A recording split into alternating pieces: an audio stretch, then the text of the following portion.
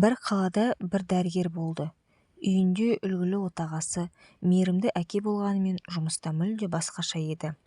Ақшаның шетін көрмесе қол қимылдамайтын парақордың өзі болатын.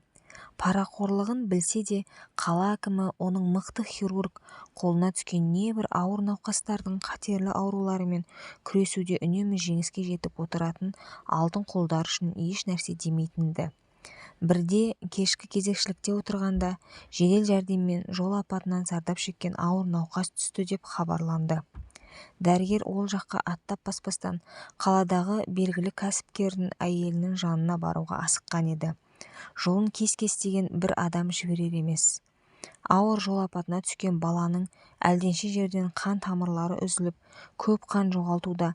Мұндағы медбикелердің айтуына қарағанда, сізден басқа ешкім ота жасай алмайды, бозбалаға көмектесе көріңіз, деп жалынды. Уақытының тар екендігін, қазірдің өзінде ауыр науқасқа ота жасауға асығып бара жатқандығын жүре ескерткен дәрігер болса, мойнын бұрмастан кете берді. Кәсіпкердің келіншегіне жасалар ота өте жеңіл еді, көмекшілері де жасай беретін. Бірақ отаға бастан аяқ өзі қатысты. Кезек күтіп тұрған басқа науқастардың да отасына қатысып, барлығы сәтті өтіп, кабинетіне келсе де, әлденеге елегізіп отыра алмады. Сағатына қараса 12-ден асқан екен.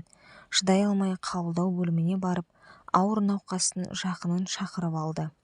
Өкініштен бармағын тістеп кешірім сұраған дәрігер ота жасауға келісімін берген.